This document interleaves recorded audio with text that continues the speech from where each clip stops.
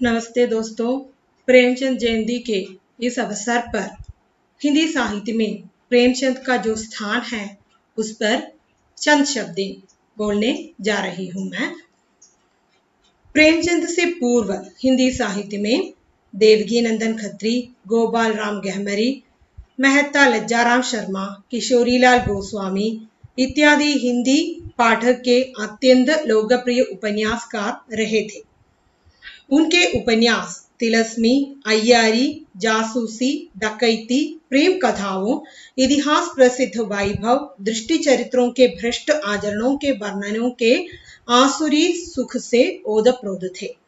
इसके विपरीत प्रेमचंद ने राष्ट्र में सक्रियता लाने के लिए अपने उपन्यासों में कतिपय समकालीन सामाजिक दोषों को रेखांकित किया और आदर्श प्रस्तुत किए। प्रेमचंद हिंदुस्तान की नई राष्ट्रीय और जनवादी चेतना के प्रतिनिधि साहित्यकार थे।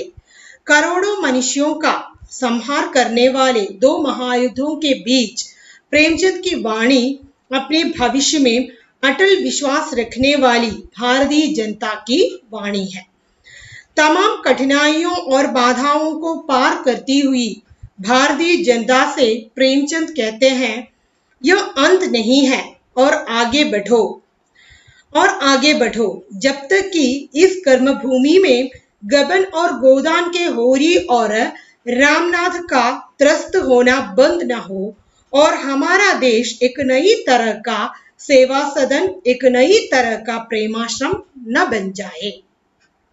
आज से 70-72 साल पहले सन 1880 में बनारस के पास लम्ही गांव में प्रेमचंद एक किसान के घर में पैदा हुए। आपका बचपन बड़ी कठिनाइयों से बीता क्योंकि आर्थिक अभाव के कारण प्रेमचंद को लड़कपन में कटुए अनुभवों को झेलना पड़ा था। सौतेली मां का व्यवहार उन्हें त्रस्त करता रहता था और बचपन में शादी, पुरोहित का कर्मकांड, किसानों और क्लर्कों का दुखी जीवन, यह सब प्रेमचंद ने 16 साल के उम्र में ही देख लिया था। इसलिए उनके ये अनुभव एक जबरदस्त सच्चाई लिए हुए उनके कथा साहित्य में छलक उठे थे।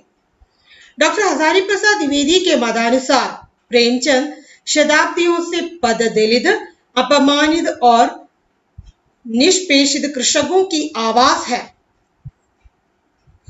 पर्दे में कैद, पद पद पर लांछित और असहाय नारी जाति की महिमा के जबरदस्त वकील थे। गरीबों और बेकसों के महत्व के प्रचारक थे। अगर आप उत्तर भारत की समस्त जनता के आचार विचार, भाषा, भाव, रहन सहन, आशा आकांक्षा, दुख सुख और सूझबूझ को जानना चाहते तो प्रेमचंद से उत्तम परिचायक आपको नहीं मिल सकता। प्रेमचंद हिंदी कथा साहित्य की प्रौढ़ता के सबूत है। उन्होंने अतीत गौरव का पुराना राग नहीं गाया, वे ईमानदारी के साथ अपनी वर्तमान अवस्था का विश्लेषण करते रहे। प्रेमचंद के उपन्यासों का सजग सचेतन तथा सहानुभूतिपूर्व अध्ययन तथा इन समीक्षकों की साक्षी इस तथ्य को प्रतिष्ठित करने के लिए पर्याप्त प्रमाण है कि प्रेमचंद की अपने वर्तमान के प्रति जानकारी तथा सूझबूझ असाधारण थी। उपन्यासकार के रूप में प्रेमचंद का हिंदी में प्रवेश सेवा सदन 1918 के साथ हुआ। उसके पहले 1909-10 में प्रेमचंद की प्रथम कहानी ममता जमाना में प्रकाशित हुई। उन्हीं दिनों प्रेमचंद ने अनुभव किया कि उर्दू, जिसमें वे अब तक लिखते आए हैं, देश के अत्यंत अल्पसंख्यक अंग ही वो भाषा जानती हैं और यदि वे देश के बृहतांश तक पहुंचना चाहते हैं तो उन्हें उस बृहतांश की भाषा हिंदी ही स्वीकार करनी होगी। 1913 में प्रेमचंद ने हिंदी में लिखना आरंभ किया और 1916 में हिंदी में उनका प्रथम उपन्यास सेवा सदन तथा प्रथम कहानी पंच परमेश्वर प्रकाशित हुई। प्रेमचंद के प्रेमाश्रम 1922 और रंगभूमि शीर्षक वाले बड़े आकार के उपन्यास भी पहले उर्दू में ही क्रमशः नाकाम नाम, गोशाए आफियत और चौगाने हस्ती नाम से लिखे गए थे, पर साथ साथ उनके हिंदी रूपांतर भी स्वयं प्रेमचंद के द्वारा ही होते रहे और उनके हिंदी रूपों का ही पहले प्रकाशन हुआ, उर्दू रूप बाद में प्रकाशित हुए। प्रेमचंद का हिंदी में मूल रूप में लिखा पहला उपन्यास कायाकल्प था 1926 में। इसके बाद उनके सारे उपन्यास पहले हिंदी में लिखे गए। प्रेमचंद उन सारी बातों के विरुद्ध थे जो मनुष्य के बीच, स्त्री पुरुष के बीच, अमीर गरीब के बीच, जमींदार और किसान के बीच, यहां तक कि भगवान और आदमी तक फांक पैदा करती है। उनके प्रथम उपन्यास सेवा सदन में प्रेमचंद ने वेश्या जीवन के संबद्ध समस्याओं के चित्रण का प्रयास किया है। सेवा सदन में स्त्रियों के वेश्यावृत्ति अपनाने के मूल में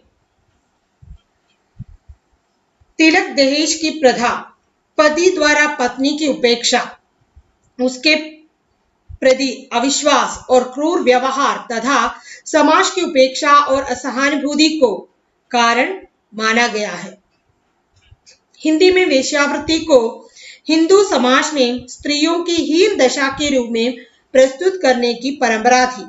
प्रेमचंद की भी यही धारणा थी, पर उन्होंने सामाजिक आर्थिक कारणों के साथ साथ मनोवैज्ञानिक कारण को भी प्रस्तुत करने का प्रयास किया है, तो इसलिए यह अधिक विश्वसनीय बन गया। सेवा सदन के बाद प्रेमचंद ने प्रेमाश्रम, रंगभूमि, गबन, कर्मभूमि, गोदान आदि उपन्यासों की रचना की।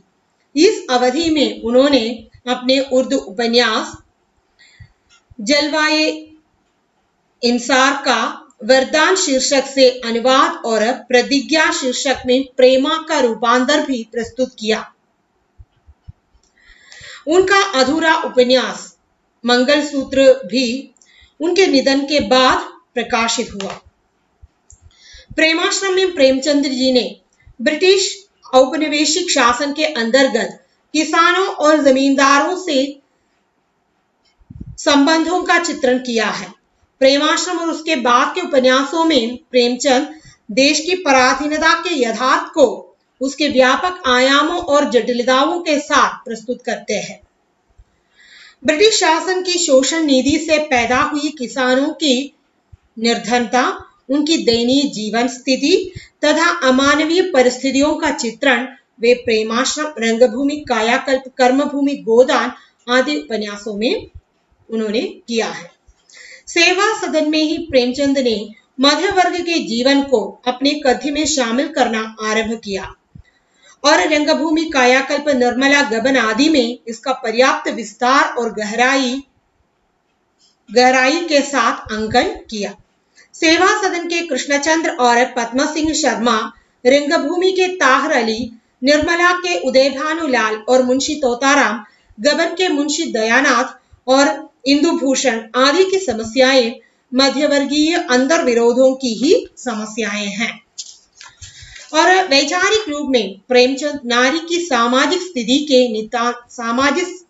स्थिति से नितांत असंतुष्ट थे। वे समाज में नारी की सम्मानपूर्ण स्थिति के पक्षधर थे। विधवा विवाह के प्रबल समर्थक ही नहीं बल्कि स्वयं भी उन्होंने एक विधवा से विवाह किया था।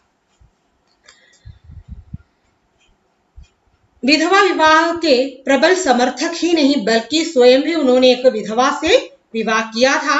गोदान में गोबर और चुनिया तथा सिलिया और मादादीन के विवाह के रूप में उन्होंने विधवा विवाह का ही नहीं अंतरजातीय विवाह का भी चित्रण किया।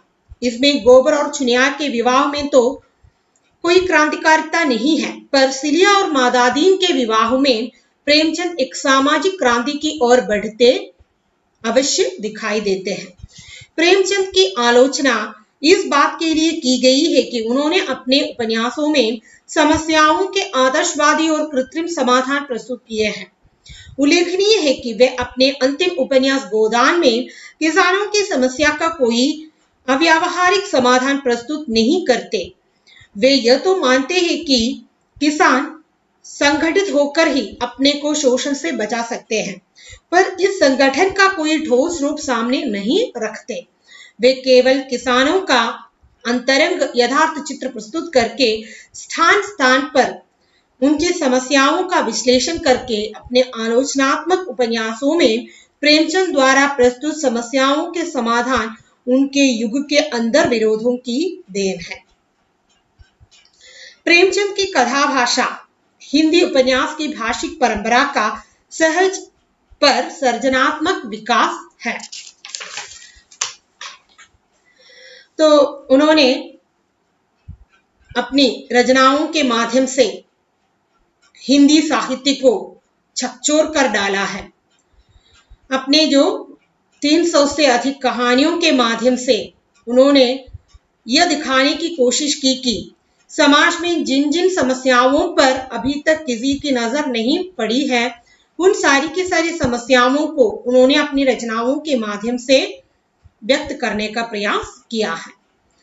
तो इसी कारण से प्रेमचंद जी की रचनाएं अमर हैं और आगे भी उनकी रचनाओं की प्रासंगिकता बढ़ते चले जाएंगे।